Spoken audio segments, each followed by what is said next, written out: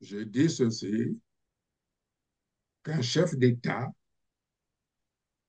n'a pas le droit d'être à l'origine d'un quelconque désordre dans un pays voisin. Je redis ce que j'avais dit ici à propos du chef d'état-major qui avait organisé euh, une réunion avec euh, euh, le président le Raïs Kabangé et Paul Kagame à Oyo. Le porte-parole de Denis Sassou Nguesso avait dit, mais c'était un fake news. Je lui avais dit, mais à sa place, je n'aurais pas parlé comme ça, parce qu'il pousse à ce que l'on parle beaucoup clairement. Et j'avais dit que Denis Sassou Nguesso participait à la déstabilisation de la RDC. Ça s'est su par la suite. Mais pourtant, dernièrement, il a été en visite. En fait, il est allé assister le président de la RDC, Félix Tshisekedi, qui célébrait le mariage, je crois, de sa fille. On a vu Denis Sassou Nguesso à Kinshasa. Comme quoi les relations entre les deux pays sont encore, voilà, j'allais dire bonnes, non? Je ne sais pas si les relations sont bonnes. Hein. Denis Sassou Nguesso, 40, 42 ans au pouvoir, je crois, c'est 42 ça? ans, de 3 ans, oui, au pouvoir. 42 ans de pouvoir, être reçu par une ministre des Affaires étrangères, même pas par le Premier ministre, même si euh, c'est du mondain. Vous Compte, savez, quand on est à ce niveau-là, oui. tous les signes sont à décoder. Mais moi, je reviens sur l'élection présidentielle qui se prépare au Congo-Brazzaville. Vous nous disiez que son départ était acté. Or là, on voit bien que la machine est déroulée et on va d'ailleurs à une vitesse, je ne sais pas comment qualifier ça. Il faut même craindre que l'élection soit anticipée. Vous savez, Denis Sassou Nguesso, on le connaît.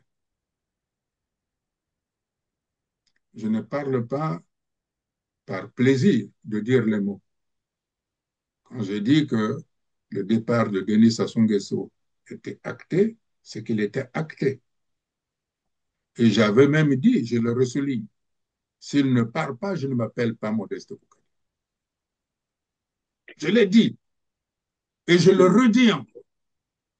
Donc, moi, je ne m'occupe pas de ces péripéties-là. Ça, j'appelle ça les péripéties. Vous savez, je vous ai pris même l'exemple la dernière fois. Même si c'est vous, monsieur Perrin, qui êtes aux affaires au Congo aujourd'hui, que vous vous trouvez dans les difficultés, vous allez euh, euh, euh, stigmatiser vos partisans. Parce que là où tombe un baobab, il faut qu'il emporte les arbustes. Vous comprenez?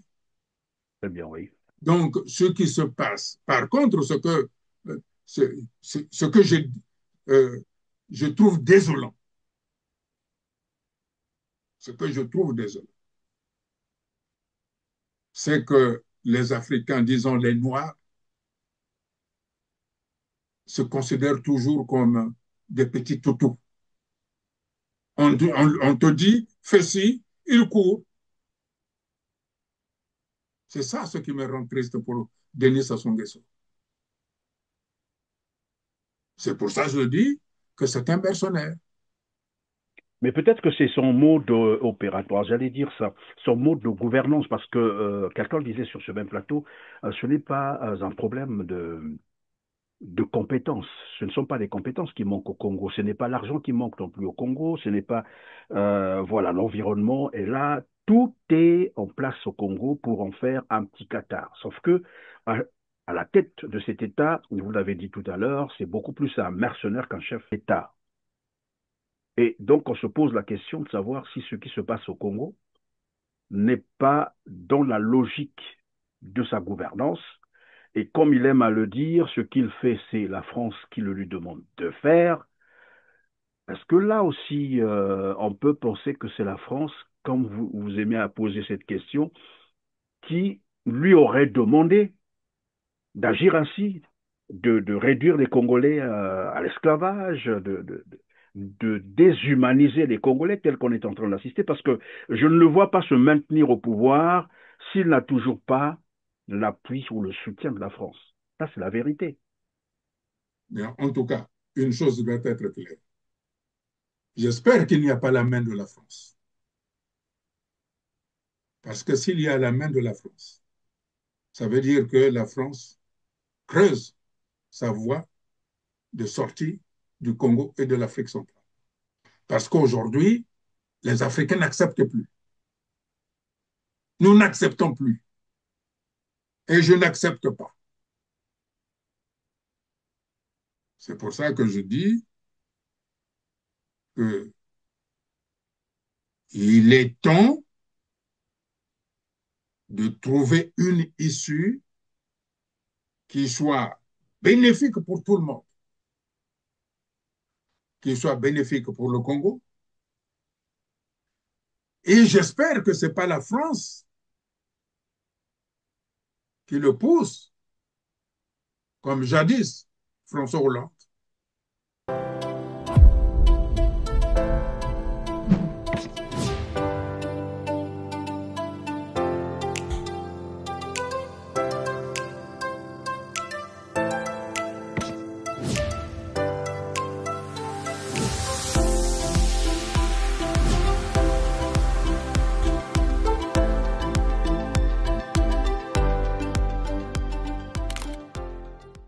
Bonjour Modeste Boukadia. Bonjour, monsieur Perrin.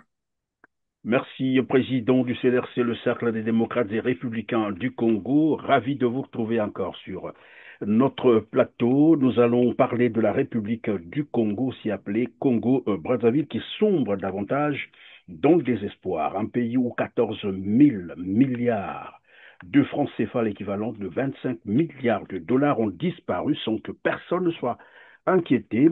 Cela suppose également que le gouvernement et son chef de l'État sont complices ou responsables de ce vol. Wesso, où va l'argent des générations futures? Je vais poser les trois questions, une question et une réponse. Où va l'argent des générations futures? Si les des générations futures, c'est qu'il est pour les générations futures est gardé pour cela. Et on ne va pas donner à cette demoiselle, non? Il existe une réserve aujourd'hui pour ces générations futures, Monsieur le Président? Mais c'est l'objet, non, du projet. Réserve pour les générations futures, oui. Oui, c'est un vol. L'argent de 7 ans de budget du Congo a été volé.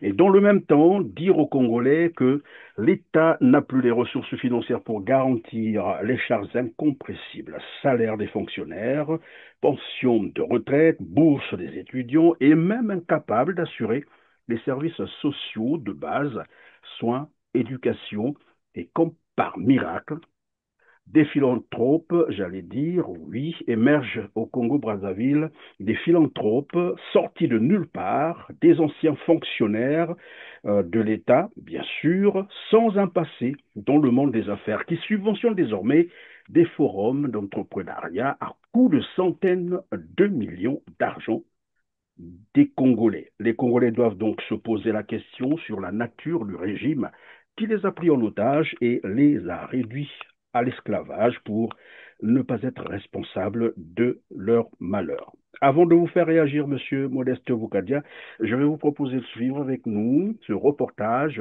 très récent d'ailleurs, qui essaie de résumer la situation actuelle du Congo-Brazzaville. Suivez. Choc économique en République du Congo. Des familles sont de plus en plus vulnérables. La précarité de vie est perceptible par le difficile accès au logement, aux services sociaux de base. L'on assiste de plus en plus à la flambée des prix des denrées alimentaires sur le marché, avec de graves conséquences dans les ménages. Le panier de la ménagère devient vraiment un casse-tête chinois, parce que le Congolais ne vit plus, il survit. Plaidons pour que le gouvernement prenne encore toutes ses responsabilités parce que le Congolais ne peut plus, il est au bout du rouleau. Nous ne vivons plus. Maintenant, on commence à prendre le lait dans des foyers pour passer la journée. Ça ne s'explique pas. Lors de son passage à la quinzaine du gouvernement le 15 juillet, la ministre en charge des Affaires sociales a été apostrophée sur le programme national de filets sociaux par les journalistes. L'assistance sociale se fait à travers le pays. Au jour d'aujourd'hui, ça fait à peu près 10 mois, depuis que le programme a démarré, quelques localités de nos départements, dans 6 départements, je vais citer Brazzaville, Pointe-Noire, le Kwilu, le Niari, l'Alekoumou, Brazzaville, Mpouya, très bientôt Evo. Les travailleurs du programme se déplacent à travers le pays. Quel type d'aide sociale? Quel type d'aide sociale? Il y a ce que nous appelons des ASA, aide sociale d'appoint. Ça, c'est l'aide qu'on apporte aux personnes en urgence. Il y a l'aide sociale qu'on appelle les TMC, des transferts monétaires conditionnels. Effectivement, pour ces transferts monétaires conditionnels, il faut mener des enquêtes. Et comme nous ne devons pas faire de l'assistanat à vie, il faut bien que nous arrivions à un moment donné à une insertion socio-économique du ménage. La demande est énorme au regard de la précarité de la vie et surtout des ménages, mais les caisses de l'État ne sont plus renflouées. Ces dernières années, l'économie congolaise se trouve en panne sèche. Le paiement des fonctionnaires se fait par acrobatie, selon le ministre des Finances. Le secteur privé peine à prendre de l'envol. La corruption, la mauvaise gestion des finances publiques restent des épines dorsales, ce qui vient encore accentuer la vulnérabilité des ménages en République du Congo. Alors, Modeste Moukadia, le Congo est en ruine et cela ne fait plus l'objet de débat. Tout le monde est d'accord de dire que le Congo est en ruine, mais vraiment en ruine, et là j'utilise le terme qu'il faut. Est-ce que cela peut se comprendre pour un pays aussi riche comme le Congo, doté d'énormes ressources naturelles et exploitées en plus? Vous savez, quand je regarde ces images-là, je suis dévasté. Dévasté par la tristesse, mais aussi par la colère. Vous savez, il y a quelque temps, j'ai posé la question de savoir directement à M. Sassou Nguesso, de savoir qu'étaient devenus les 14 000 milliards destinés aux générations futures. La question lui était destinée.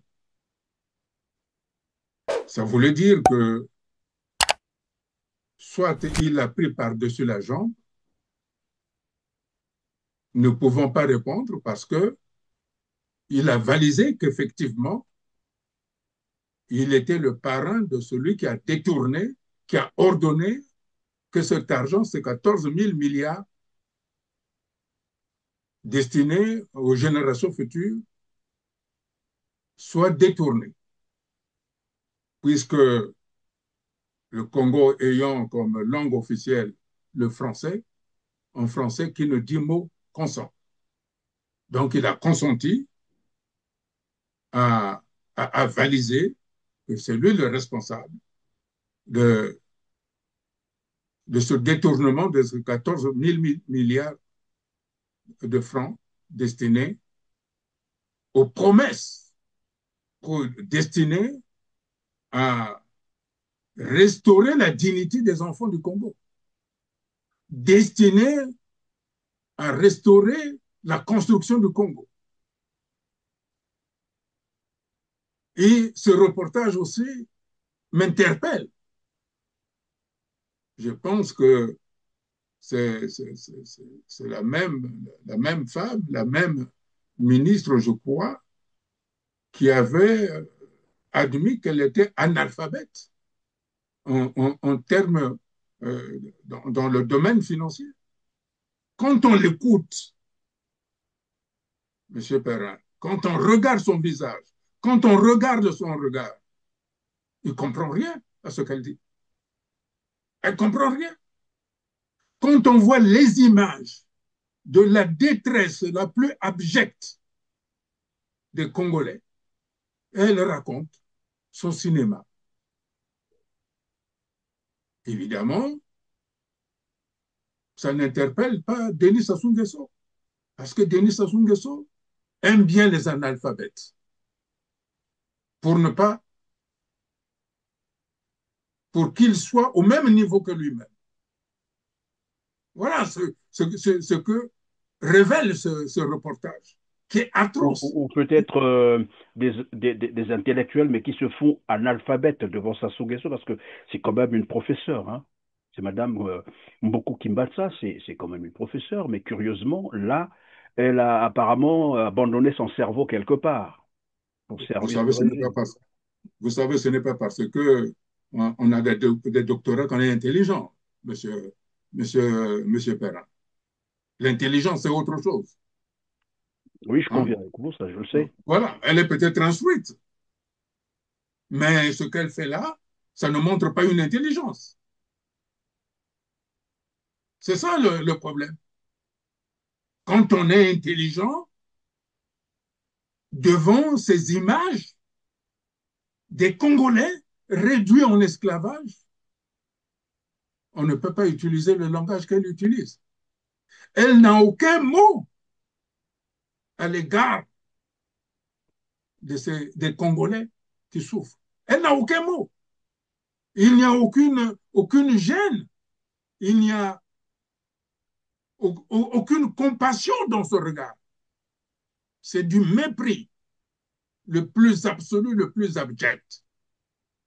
Ou peut-être Et parce cela que, donne. pardon, Modeste Bogadia, peut-être parce qu'elle est aussi consciente de son appartenance à un régime de prédation et que lorsqu'elle vient parler, elle est consciente qu'elle fait partie évidemment de ce régime et que bon, venir devant la population parler, c'est juste pour essayer un peu d'amadouer les Congolais parce que, comme vous l'avez dit, lorsqu'on écoute ce qu'elle raconte, lorsqu'on lit la mine, parce que la communication, elle est aussi non verbale. C'est-à-dire, dans la mine, le gestuel, on peut comprendre ce que la personne est en train de dire.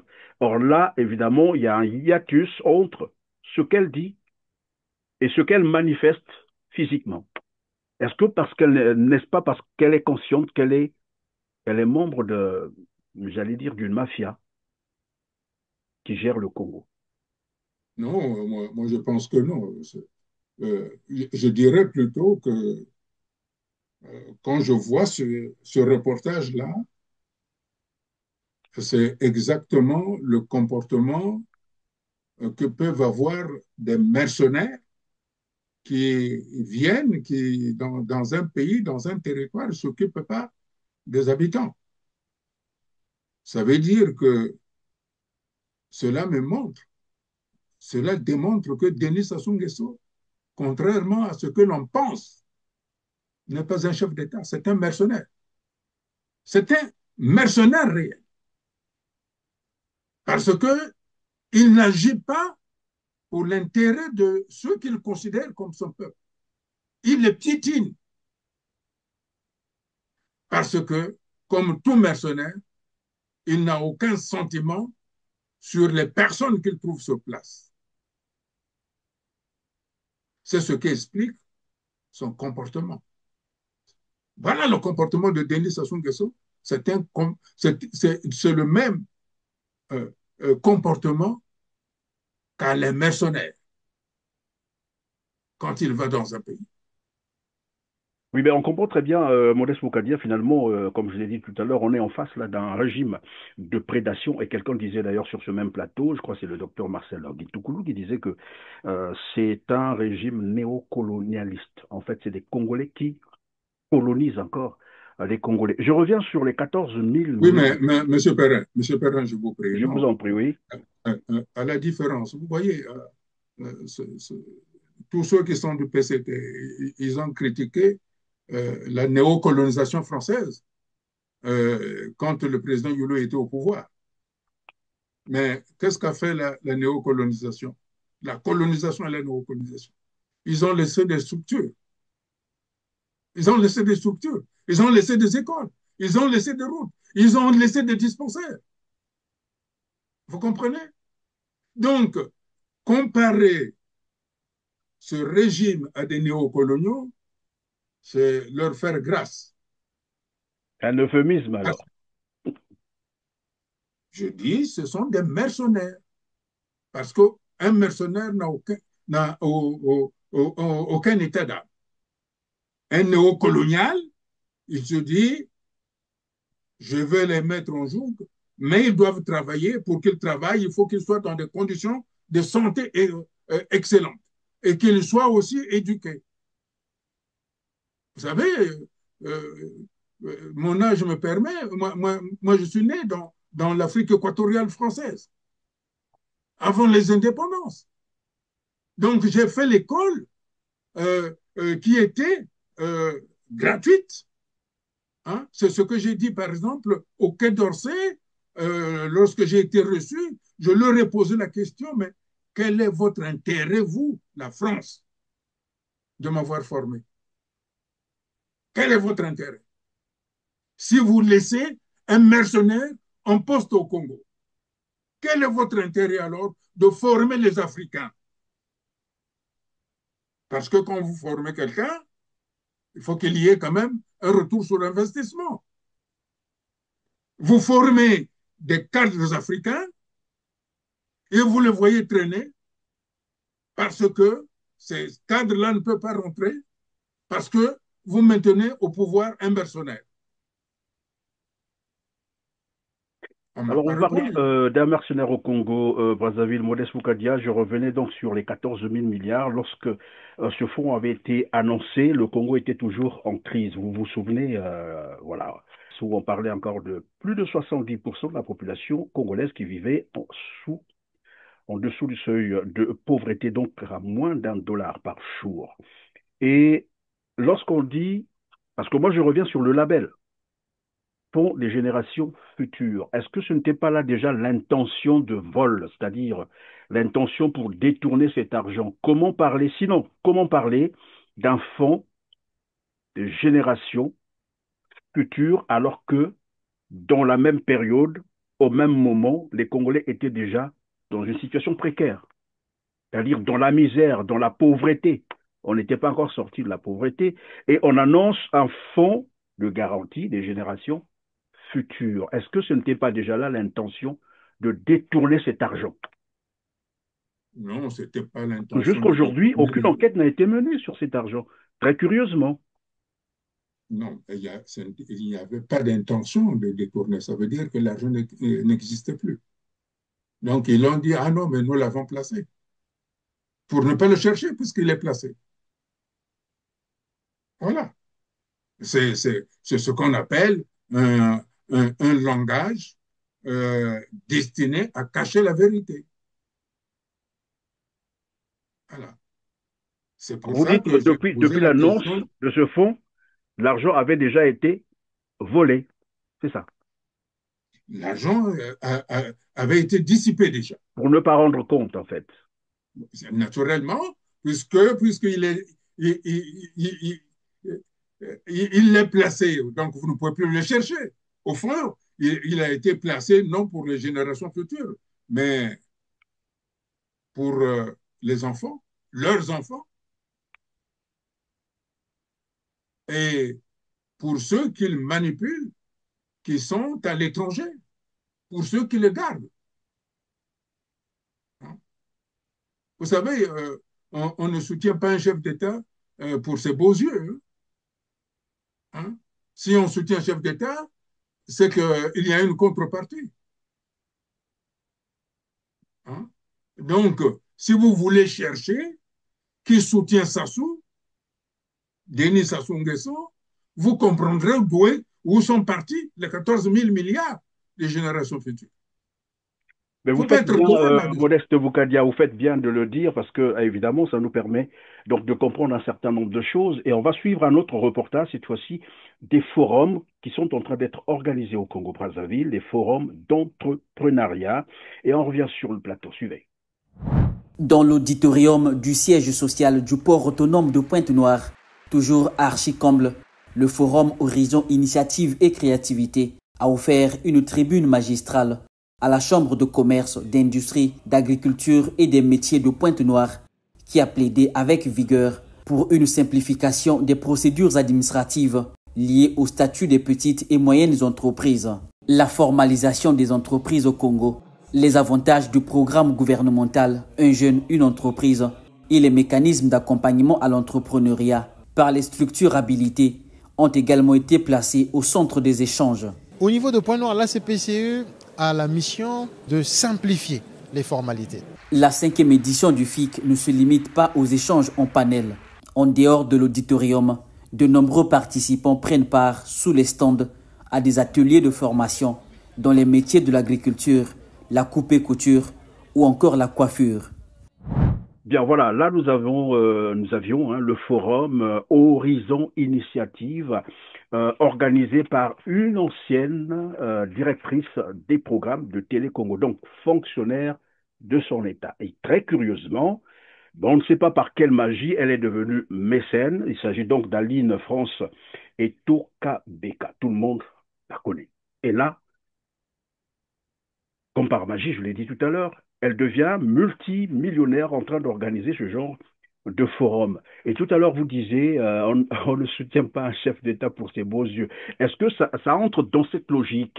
C'est-à-dire des gens qui viennent faire du bruit ou non, évidemment, de ce chef d'État, simplement parce qu'ils en trouvent quelque chose, ou ils peuvent se permettre un certain nombre de choses, ou peut-être que l'argent qui avait été volé, les 14 000 milliards, aujourd'hui commence à servir, mais par ces canaux. Vous savez, c'est au Congo qu'on joue avec l'argent parce qu'ils ne connaissent pas la valeur de l'argent. Cette jeune dame-là le ferait dans un pays qui connaît la valeur de l'argent. Elle serait interpellée pour savoir l'origine de ces fonds. Il se pourrait que ça soit c'est une origine criminelle, c'est-à-dire le ventre de la drogue. Est-ce qu'elle est consciente de ça? Rien ne dit que c'est de l'argent propre. C'est de l'argent, peut-être de la drogue. Hein? C'est ça ce que les gens ne comprennent pas. Oui, mais Donc, le dire comme ça, M. Modeste Boukadi, après on va vous accuser de haine et de jalousie. Non, ce n'est pas. Vous savez, moi, je suis moi, je fais de la politique. Je ne dois rien à personne. Du Congo, depuis que je suis en France, j'ai touché 2 mois et demi de bourse. Donc, ce que j'ai fait dans ma vie, c'est à la sueur de mon front. Moi, j'ai élevé un enfant avec mon argent. Et j'ai éduqué mon enfant. Et mon enfant ne vole pas. Vous comprenez? Ma préoccupation première aujourd'hui, ce sont ces milliers et des milliers d'enfants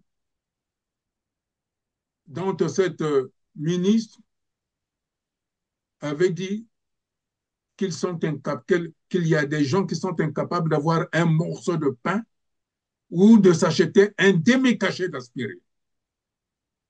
C'est ça ce qui m'intéresse. Le reste, l'argent de ce qu'ils étalent. Vous savez, aujourd'hui, quand vous avez 100 euros, on sait d'où ça vient. Donc, leur argent, on sait d'où il vient et comment il passe. Parce qu'aujourd'hui, le système monétaire international que j'ai étudié, on sait où il est emplacé. Et on sait aussi à quel moment on peut le saisir. On sait tout ça. Donc, oui, mais dans l'argent qui circule au Congo, Brazzaville, Modeste Boukadia, puisque nous parlons ici des philanthropes qui sont tombés vraiment du ciel. Je parle ici de Dean Elvis Okobi Talisson. Tout le monde est en train de voir avec son organisme, le Patriarche. Vous avez celle qu'on a citée tout à l'heure, Aline France et Toka Beka. L'argent qui circule, est-ce que vous pensez que c'est de la vraie monnaie? Parce qu'il y a eu à un moment donné le journal Le Monde qui disait que le Congo était aussi une plateforme de la fausse monnaie, de la fabrication de la fausse monnaie. Ça, bon, je l'ai suffisamment développé, je ne peux pas revenir sur ça. Hein. Oui, mais ceux qui nous ont suivis la fois euh, dernière ne sont pas les mêmes qui nous suivent aujourd'hui. C'est toujours bien de revenir sur un certain nombre de choses. un pays qui n'a pas de fiche de paie pour payer les gens, qui utilise des sacs d'engiri qu'on amène par hélicoptère pour payer des ministres, pour payer les députés, pour payer les sénateurs, ce n'est pas un pays. Il n'y a pas d'État au Congo. Donc, quand vous n'avez pas un État, vous pouvez faire ce que vous voulez avec votre monnaie, qu'elle soit bonne ou mauvaise. Et vous savez que je suis toujours parti du fait que la monnaie de franc CFA congolais doit être démonétisée. Elle doit être démonétisée parce que cette monnaie franc CFA du Congo a perturbé le fonctionnement de la CEMA à cause de la fausse monnaie. Et ce n'est pas la France qui dira le contraire. C'est pour ça que je dis, et personne ne peut dire que je ne peux pas être jaloux d'une monnaie dont on ne sait pas d'où elle vient. Hein? Oui, bon, on se posait la question de savoir pourquoi est-ce que la CID, donc l'ancienne DGST, ne s'intéresserait pas à ce genre d'activité où des personnes qui hier étaient, comme on l'a dit tout à l'heure, des simples fonctionnaires qui n'ont jamais, ils ne sont pas issus des familles riches non plus. On se connaît, le Congo c'est un petit pays, personne d'eux n'est issu d'une famille industrielle. Non, ça n'existe pas. Et c'est des gens qui tombent comme ça, qui commencent à brasser des Non, millions, des milliards en train d'organiser voilà, des forums, comme on l'a dit tout à l'heure. Normalement, ça devait intéresser la DST, non? Dans un pays sérieux. Bon, vous avez dit que le Congo, l'État n'existe plus. Bon, on peut comprendre. Ce qu'il faut saisir, puisque vous dites que c'est une ancienne fonctionnaire, une jeune fonctionnaire. Vous savez, les fonctionnaires sont payés par l'argent des Congolais. Hein? Tout à fait. C'est l'argent des Congolais. L'argent du contribuable congolais, oui. Voilà. Ça, ce n'est pas un homme d'affaires ou une femme d'affaires qui a son propre argent. Comment une fonctionnaire peut-elle avoir autant d'argent si ce n'est pas de l'argent d'origine illicite, criminelle? Voilà. C'est de l'argent d'origine criminelle. Parce qu'un fonctionnaire ne peut pas en disposer.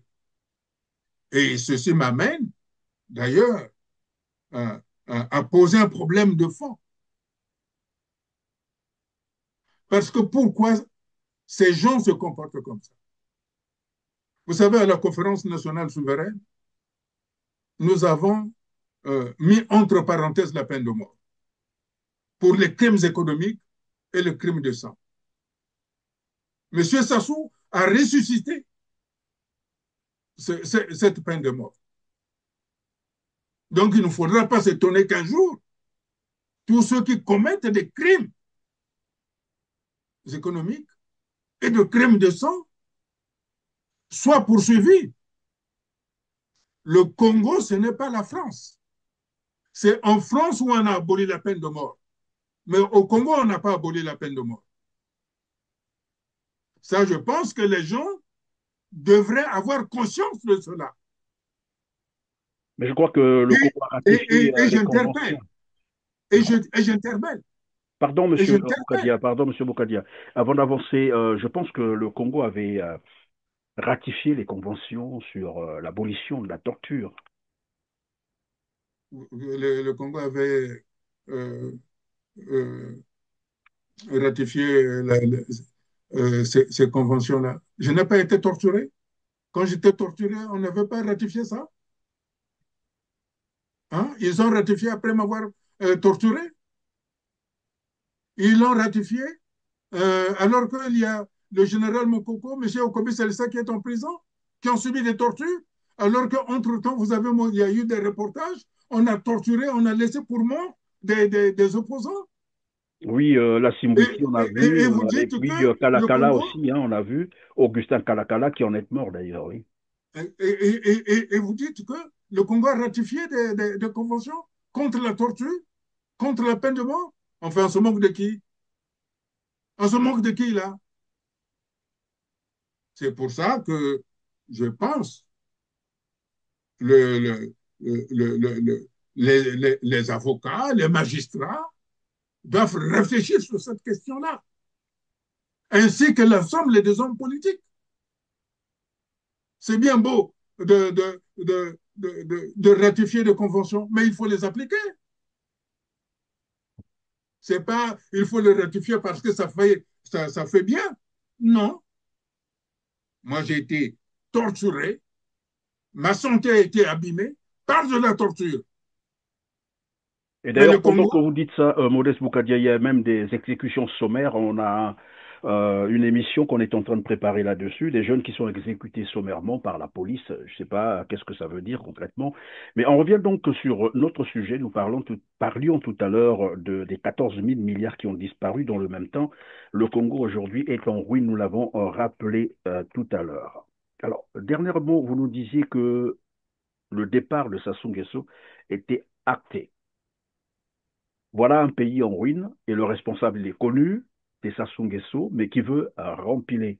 Et sur le terrain, tout à l'heure on a parlé de ces mécènes qui sortent de nulle part, ces philanthropes qui sortent de nulle part, parmi eux Dean Elvis Okombi Salissa d'ailleurs que je vous propose de suivre avant de vous faire réagir. Nous avons une jeunesse qui a beaucoup d'idées, mais qui a besoin d'être soutenue. Nous avons besoin des femmes et des hommes qui sont dans nos villages, qui sont dans nos districts, qui ont des idées, mais qui ont besoin de notre soutien. C'est pour cela que l'opération Lopokoya Patriarche veut aider ceux qui en ont besoin, veut former les jeunes, veut apporter de l'aide à des jeunes qui ont des projets. Parce qu'il faut que nous arrivons à financer les jeunes. Voilà, ça c'est organisé par Dean Elvis Okombi. On voit bien visiblement, c'est beaucoup d'argent qui a été dépensé. Et vous disiez tout à l'heure, derrière tout ça, c'est le soutien à un chef d'État ou à un candidat à l'élection présidentielle. Et dans le cas ici présent, c'est la campagne électorale pour les 2026. Vous nous disiez que le départ de Sassou Nguesso était acté. Or là, on a l'impression que le PCT est en train de dérouler, mais alors avec toute vitesse, son programme. Comment comprendre ça? Vous savez, moi j'appelle ça de la gesticulation. J'appelle ça de la gesticulation parce que à un moment donné, je crois qu'il faut savoir avoir une dignité. Quand on a un certain âge, il y a des éléments qui doivent nous interpeller. Le Congo est un grand pays qui a d'énormes potentialités, dans le son de tout ce qu'on peut appeler congolais ou congolaises. Ce son-là coule des richesses importantes. Et pourquoi on arrive à une telle situation que on ne peut pas développer notre pays, qu'on est obligé de faire de la politique de la fuite en avant? Pourquoi? Je redis ceci, que la République démocratique du Congo est non seulement un pays voisin, mais c'est un pays frère. C'est un pays avec lequel nous entretenons des relations très solides, très profondes, très anciennes, où notre histoire est mêlée, où notre sang est mêlé. Quand on est un chef d'État conséquent, responsable, on apporte l'apaisement. Surtout que lorsqu'on appelle ce soi-disant chef d'État empereur, timonier, l'autre mot c'est patriarche, ce sont des mots qui ont une connotation d'une certaine sagesse, d'une certaine expérience, tant de la vie que de l'action politique. Et donc, qui est destiné à peser tout ce qu'il y a tout autour. Mais un tel président, s'il en était un, ne devrait pas être à l'origine d'un désordre pour avoir accès, pour être amené au fonds baptismaux pour qu'il aille à la présidence, à la présidentielle. On ne peut pas garantir que moi, je veux arriver à déstabiliser la RDC, donc soutenez-moi pour que j'ai cette présidentielle-là. Lorsque vous dites soutenez-moi, vous faites allusion à qui? Lesquels vont le soutenir ou lesquels le soutiennent? Je vous ai déjà dit, on n'aide pas un chef d'État pour ses beaux yeux. On n'aide pas un chef d'État pour ses beaux yeux. On aide un chef d'État parce qu'il a des obligations. Mais toute l'Afrique, pour ne pas dire tout le monde entier, a travaillé de telle sorte que la République démocratique du Congo connaisse une stabilité. Pour une fois, il y a un président qui a tenu absolument à ce que des frères en belligérance, le Rwanda et la RDC s'asseyent pour mettre un terme à un conflit, même si tout n'est pas encore au point, mais vous ne pouvez pas venir pour planter un couteau dans le dos pour que la RDC et le Rwanda continuent de se tromper. Monsieur Moses Boukadia, pardon, pour ceux qui sont en train de nous suivre, est-ce que vous êtes en train de dire le fait de soutenir la candidature, une énième candidature, encore candidature, c'est nous qui disons, élection au Congo, il n'y a jamais eu élection, c'est des parodies d'élections, tout le monde est d'accord, des élections factices. Est-ce que vous êtes en train de dire le fait de soutenir encore une parodie d'élection pour Denis Sassou Nguesso est une manière de vouloir continuer à mettre en œuvre ce plan de déstabilisation de la RDC, c'est ça? Je dis ceci, qu'un chef d'État n'a pas le droit d'être à l'origine d'un quelconque désordre dans un pays voisin. Je redis ce que j'avais dit ici à propos du chef d'état-major qui avait organisé une réunion avec le président, le Raïs Kabangé et Paul Kagame à Oyo. Le porte-parole de Denis Sassou Nguesso avait dit, mais c'était un fake news. Je lui avais dit, mais à sa place, je n'aurais pas parlé comme ça, parce qu'il pousse à ce que l'on parle beaucoup clairement. Et j'avais dit que Denis Sassou Nguesso participait à la déstabilisation de la RDC. Ça s'est su par la suite. Mais pourtant, dernièrement, il a été en visite, en fait, il est allé assister le président de la RDC, Félix Tshisekedi, qui célébrait le mariage, je crois, de sa fille en la vue de Denis Sassou Nguesso à Kinshasa. Comme quoi les relations entre les deux pays sont encore, voilà, j'allais dire, bonnes, non? Je ne sais pas si les relations sont bonnes. Hein.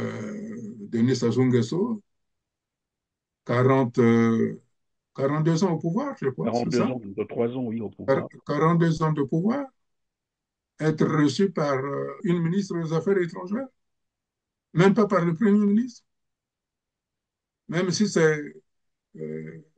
c'est du mondain. Vous savez, quand on est à ce niveau-là, oui. Tous les signes sont à décoder. Je redis bien, je redis clairement que ce n'est pas la peine d'aller à l'élection présidentielle parce que Kinshasa n'est pas un petit pays pour être mis comme le cadeau pour être soutenu à l'élection présidentielle. Oui, mais est-ce que l'élection présidentielle au Congo est, je ne sais pas moi, conditionnée par le soutien de Kinshasa? C'est ça ce que je peux comprendre? Qu'est-ce que Kinshasa a à voir avec une élection présidentielle au Congo? Ce que moi je souhaite, c'est que nous ayons une bonne politique de bon voisinage avec la RDC. Parce que la stabilité de la RDC dépend de la stabilité du Congo-Brazzaville. Et la stabilité du Congo-Brazzaville dépend de la stabilité de la RDC. Oui, mais c'est au président nous avons des liens très profonds qui datent depuis l'époque du Congo belge. Bien entendu que oui, mais les gouvernements changent, les présidents changent. C'est à eux de maintenir ces relations. Ça, c'est une chose. Mais moi, je reviens sur l'élection présidentielle qui se prépare au Congo-Brazzaville. Vous nous disiez que son départ était acté. Or là, on voit bien que la machine est déroulée et on va d'ailleurs à une vitesse, je ne sais pas comment qualifier ça. Il faut même craindre que l'élection soit anticipée. Vous savez, Denis Sassou Nguesso, on le connaît. Je ne parle pas par plaisir de dire les mots. Quand je dis que le départ de Denis Sassou Nguesso était acté, c'est qu'il était acté. Et j'avais même dit, je le ressouligne, s'il ne part pas, je ne m'appelle pas Modeste Boukadi. Je l'ai dit. Et je le redis encore. Donc, moi, je ne m'occupe pas de ces péripéties-là. Ça, j'appelle ça les péripéties. Vous savez, je vous ai pris même l'exemple la dernière fois. Même si c'est vous, monsieur Perrin, qui êtes aux affaires au Congo aujourd'hui, que vous vous trouvez dans les difficultés, vous allez stigmatiser vos partisans.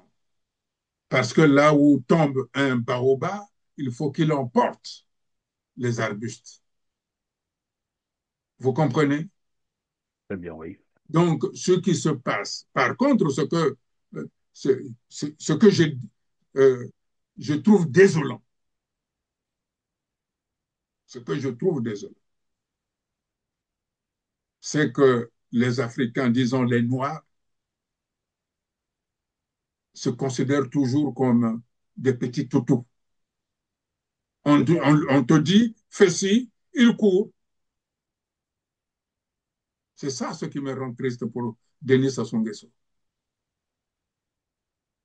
C'est pour ça que je dis que c'est un mercenaire. Un mercenaire, évidemment, Modeste Boukadi, vous avez dit que Denis Sassou Nguesso est un mercenaire. Bon, voilà, je voulais un peu faire cette petite liaison entre le mercenaire, celui que vous qualifiez de mercenaire, qui est aussi entouré des mercenaires qui le soutiennent. Il y a une vidéo qui a circulé sur la toile, sur bien sûr Dean Elvis Okombi. Question de comprendre un peu la moralité de ceux qui soutiennent évidemment Denis Sassou Nguesso. Suivez. Tu me touches pas. Ouais, man.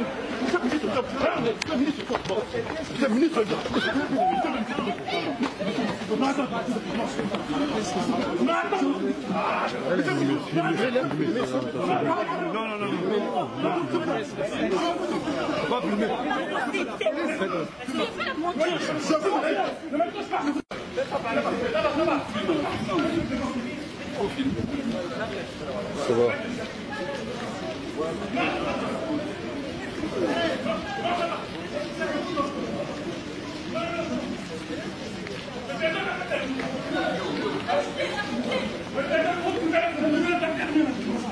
vous arrêtez, monsieur, vous arrêtez, ok?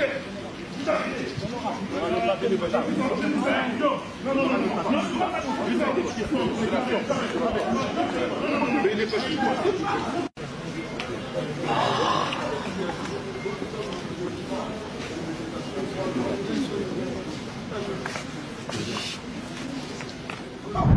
Voilà, alors Modeste Moukadiassa se bagarrait, on ne sait pas pour quelle raison, mais déjà là, on peut noter la moralité de ces personnes. Vous avez dit, voilà, Denis Sassou Nguesso est un mercenaire, comme quoi seuls les oiseaux du même plumage volent ensemble.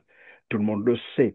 Et donc, moi, je reviens sur ces jeunes qui émergent comme ça dans un pays en crise totale, en plus, avec un environnement des affaires moroses, il faut dire, mais aussi hostile. Hein. C'est un environnement hostile aux affaires au Congo-Brazzaville. Et très curieusement, voilà, des nouveaux riches apparaissent avec de l'argent en train d'entraîner les jeunes. Probablement qu'il faut parler à ces jeunes. Oui, bien sûr. Vous savez, bon, le PCT a pratiqué une politique de la division. Comme vous le savez, mon parti, le CDRC, le Cercle des démocrates et républicains du Congo, dûment enregistré au Congo-Brazzaville, a signé avec des partenaires, avec des opposants, avec des organisations, avec des personnalités, des lettres ouvertes envoyées à Denis Sassou Nguesso en vue de trouver une solution parce que ce que veut le peuple, c'est l'unité. Donc, j'ai montré ma disponibilité pour que nous soyons tous unis. Et cette unité de toutes les forces, n'oubliez pas que pour un pays, chaque organisation, chaque parti est une portion de la population du pays. Quand on voit le nombre de signataires et d'organisations qui ont signé, ça veut dire que c'est la majorité du peuple congolais qui veut aller au dialogue.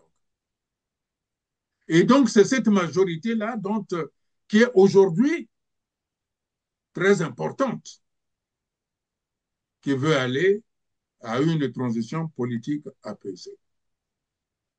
Quant aux us et coutumes de ceux qui se chamaillent,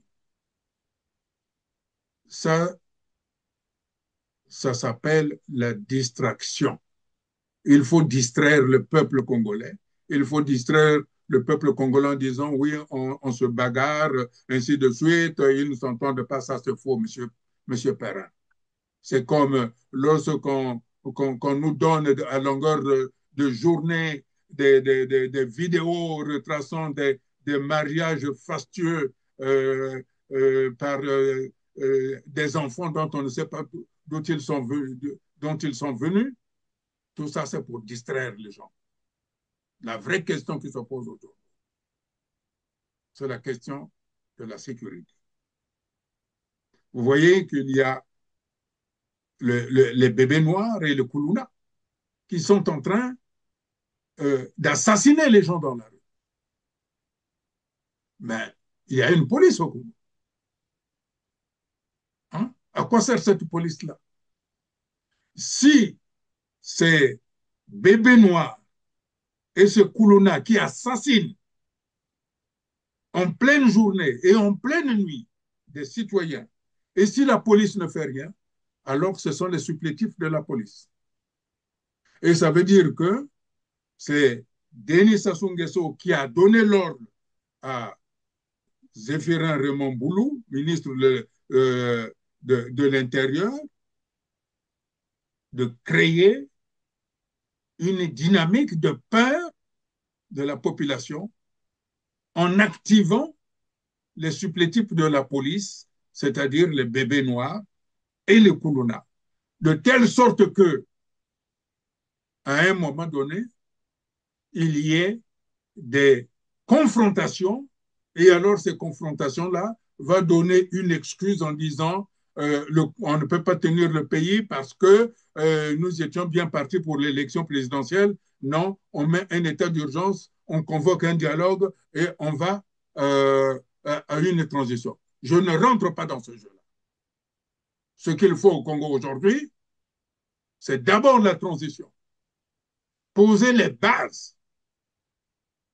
À partir de ce moment-là, lorsque nous aurons les bases, nous allons donc convoquer un dialogue pour qu'il se tienne dans des conditions bien précises avec un objectif bien donné. Parce que depuis 2009, nous avons assisté à chaque échéance électorale à des dialogues, à des concertations qui ont pour objet de donner des strapontins à ceux qui participent. Il faut arrêter aujourd'hui avec ça. Quand on voit la misère du pays, quand on voit que la maison est détruite, la maison est ravagée, c'est ça ce qui compte. C'est la raison pour laquelle j'ai accepté de signer l'une et l'autre lettre ouverte. Oui, mais Modeste Moukadia, en signant ces lettres, puisque vous en appelez à un dialogue, et tout à l'heure vous disiez que c'est un mercenaire, n'est-ce pas paradoxal de vouloir s'asseoir sur la même table que des mercenaires? Mais il n'y a rien de paradoxal. Pourquoi je dis que Denis Sassou Nguesso est un mercenaire? Si c'était un président, vous pensez qu'il allait laisser le pays d'aller comme ça? Mais enfin, M. Perrin, même si c'est un mercenaire, on peut se regarder. Hein? On peut se regarder. Je redis que moi, je ne dois rien à Denis Sassou Nguesso. Rien. Moi, je lui parle. Parce qu'il a détruit le pays. C'est lui le responsable qui a détruit le Congo. Personne d'autre. Parce que si Tontin convenait président, s'il est réellement président, avec tout ce qui se passe, il aurait trouvé la solution. Mais ce qui se passe l'arrange. Et ça n'arrange que les mercenaires. Mais peut-être que c'est son mode opératoire, j'allais dire ça, son mode de gouvernance, parce que quelqu'un le disait sur ce même plateau, ce n'est pas un problème de compétences. Ce ne sont pas les compétences qui manquent au Congo. Ce n'est pas l'argent qui manque non plus au Congo. Ce n'est pas, voilà, l'environnement est là. Tout est en place au Congo pour en faire un petit Qatar. Sauf que à la tête de cet État, vous l'avez dit tout à l'heure, c'est beaucoup plus un mercenaire qu'un chef d'État. Et donc, on se pose la question de savoir si ce qui se passe au Congo n'est pas dans la logique de sa gouvernance. Et comme il aime à le dire, ce qu'il fait, c'est la France qui le lui demande de faire. Parce que là aussi, on peut penser que c'est la France, comme vous aimez à poser cette question, qui lui aurait demandé d'agir ainsi, de réduire les Congolais à l'esclavage, de déshumaniser les Congolais tels qu'on est en train d'assister, parce que je ne le vois pas se maintenir au pouvoir s'il n'a toujours pas l'appui ou le soutien de la France. Ça, c'est la vérité. Mais en tout cas, une chose doit être claire.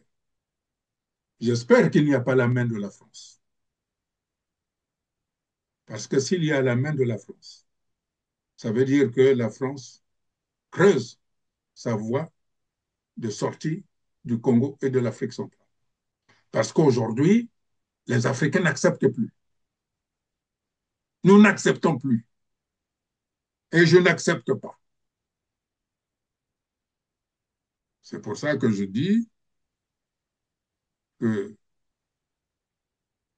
est temps de trouver une issue qui soit bénéfique pour tout le monde, qui soit bénéfique pour le Congo. Et j'espère que ce n'est pas la France qui le pousse, comme jadis François Hollande, à aller aux élections à ces élections de 2026. Parce que si c'est la France qui le pousse dans cette direction, alors la France accentue le sentiment anti-français et donc la France creuse son chemin pour être chassée du Congo. Parce qu'il faut que la France comprenne que les Africains de 2025, ils ont les mêmes codes et les mêmes éléments de langage que les Français. Ce ne sont plus les Africains de 1960 qui ne savaient dire que oui, monsieur, oui, monsieur. Les Africains d'aujourd'hui, ils sont dans les mêmes écoles, dans les mêmes universités, dans les mêmes grandes écoles que les Occidentaux. Donc, il y a beaucoup plus aujourd'hui de latitude de s'entendre. C'est la raison pour laquelle j'ai été clair, j'ai posé la question au Quai d'Orsay, quel est votre intérêt d'avoir financé la formation des Africains et de les laisser traîner en France? Alors, après les avoir formés, il faut qu'ils rentrent chez eux. Comme vous le savez, monsieur Christian Perrin, j'ai lancé le concept de la désimmigration. Nous avons été formés, nous voulons rentrer, mais on nous empêche de rentrer. Alors, quel est l'intérêt de la France d'avoir formé des millions et des millions des Africains qu'elle est obligée de réduire à consommer de la drogue en France?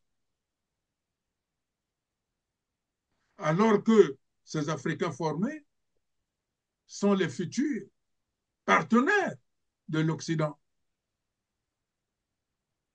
Voilà la problématique qui se pose à la France. Est-ce que l'intérêt de soutenir Denis Sassou Nguesso, comme il dit lui-même, ce que je fais, c'est la France qui me le commande, est beaucoup plus avantageux, rentable pour la France que de voir des Africains ayant travaillé, ayant les mêmes codes et les mêmes éléments de langage pour qu'ils créent réellement de partenariats et donc qui serait de la plus-value pour la France. Voilà la question qui se pose. Quel est l'intérêt de la France d'avoir formé des Noirs? Pourquoi? Si c'est pour les voir traîner en France. Pourquoi? Merci Modeste Boukadia, nous sommes à la fin de cette émission. Malheureusement, le temps est à la fin. Vous allez donc conclure sur cette question. Vous le rappeliez tout à l'heure, vous êtes signataire des 2 lettres ouvertes des 2 et 25 juillet 2025. Probablement qu'il faut peut-être nous rappeler encore la quintessence de ces lettres. Et quelle est l'issue de cette démarche? En tout cas, l'issue de la démarche, c'est d'appeler les nouvelles forces politiques, chacun restant dans son giron de son parti, mais créer un, un rassemblement, un grand rassemblement de large union pour parler d'une seule voix en disant que nous ne voulons pas aller aux élections, à ces élections, à ce qu'il appelle élections. Parce que, comme je l'ai toujours dit, si Dieu, le Tout-Puissant, l'Omniscient et l'Omnipotent étaient candidats, Denis Sassou Nguesso tricherait et pour être vainqueur. C'est pour ça que je dis que lorsque nous allons mettre en place réellement cette large union de l'opposition et des personnalités et des individualités, cette majorité-là pourra donc faire basculer, changer de rapport de force. Et c'est par là aussi, monsieur Christian Perrin, qu'il y a beaucoup de Congolais qui veulent voir le général Mokoko sortir, comme qu'ils veulent voir M. Okombi Salissa sortir. Mais nous savons très bien que M. Sassou Nguesso a eu des conseils de la part de la France pour que toutes ces personnes sortent. Il ne l'a pas fait. Et pour cause.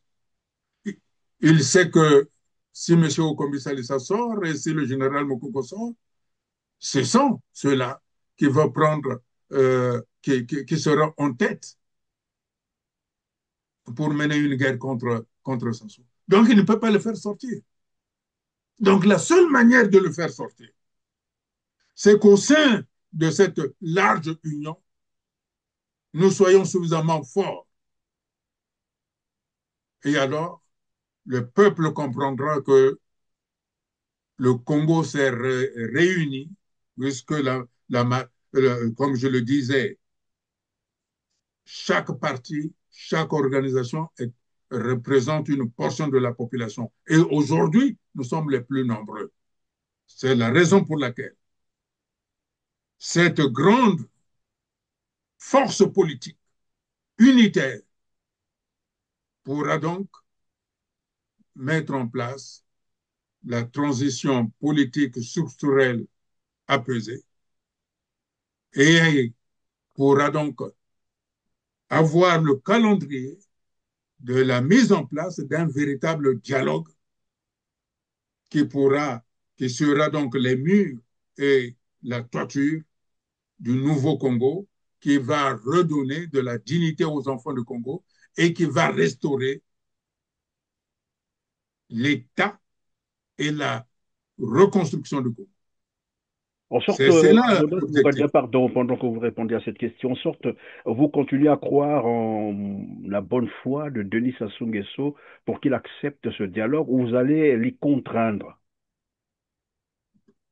Je dis ceci, nous allons d'abord aller dans l'entendement, dans la logique. Quand vous avez un appartement, M. Perrin, vous avez une cuisine ancienne, qu'est-ce que vous faites? Vous appelez un cuisiniste. Mais le cuisiniste, qu'est-ce qu'il fait? Il enlève l'ancienne cuisine. Il vous prépare un nouveau plan. Donc, il nous faut d'abord le dialogue. Et c'est ce dialogue-là qui va préparer le dialogue. Parce que si le dialogue commence, ça va être comme les anciens dialogues ou les anciennes concertations. Il nous faut d'abord la transition. Et c'est la transition qui va convoquer le dialogue. C'est pour ça que je dis que si le PCT n'avait pas vu le danger, vous avez connu, il y a 2 chansons qui sont sorties sur la transition politique structurelle apaisée, traduite en Topessa. Parce que le pouvoir a compris le danger. C'est la raison pour laquelle il a censuré cette chanson. Mais en censurant la chanson, je rappelle qu'il n'y avait pas de termes offensants ou bien belliqueux, et il n'y avait pas des gens qui étaient indexés dans cette chanson. C'était uniquement la construction du Congo. Mais il a compris que Topessa, c'est le cri de rassemblement du peuple congolais, puisque depuis le nord jusqu'au sud, tout le monde dit Topessa, donnant la transition au Congo. Topessa, Topessa. Merci Modeste Bougadia d'avoir encore participé à cette émission, Droit de savoir. Merci surtout d'avoir disposé tout ce temps pour répondre à nos questions. Ça a été un plaisir de vous avoir encore reçu sur notre plateau.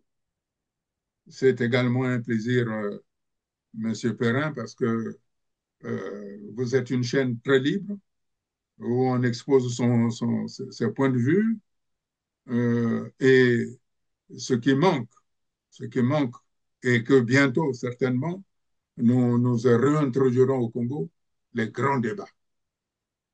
Quand vous étiez chez TPT, il y avait toujours des grands débats.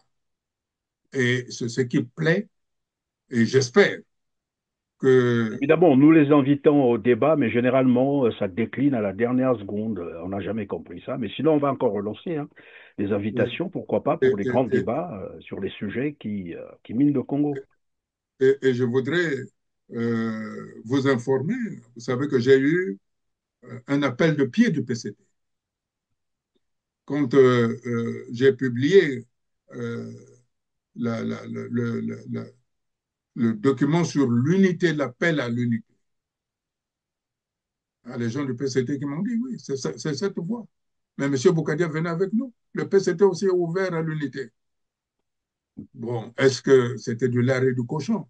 Mais ça veut dire qu'ils réfléchissent. Parce que dans les partis politiques, on ne dit rien au hasard. Et enfin, si vous me permettez, monsieur je vous en prie, Perrin, oui. Je voudrais rassurer monsieur Isidore Mvouba qui s'inquiète. Je ne suis pas un revanchard. Je ne suis pas un belliqueux. Je suis un démocrate. Je fais des propositions que tout démocrate doit faire, que tout républicain fait.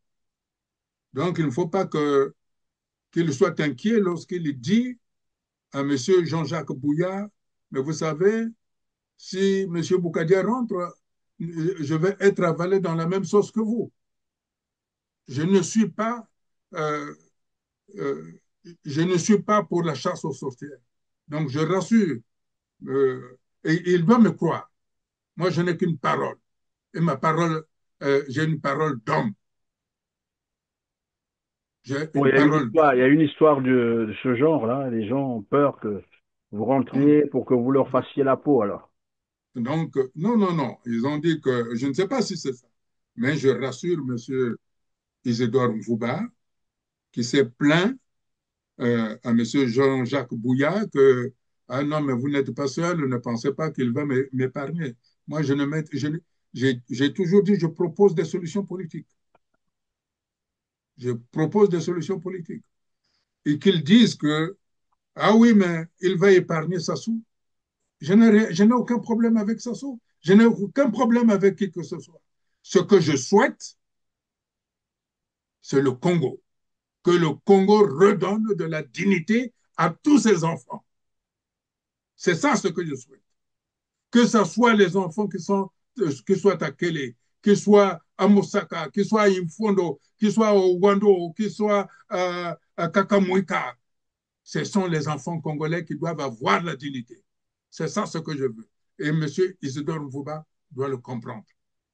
La manière dont il traite son fils, il doit traiter tous les autres fils de la même manière. Merci Modeste Bougadia, c'est la fin de cette émission, mesdames, messieurs. Merci de nous avoir encore fait confiance, de nous avoir suivis. Cliquez sur le petit pouce en l'air, partagez au maximum cette émission et dites-nous en commentaire ce que vous en pensez. Sur ce, on se dit au revoir et à très bientôt. Merci.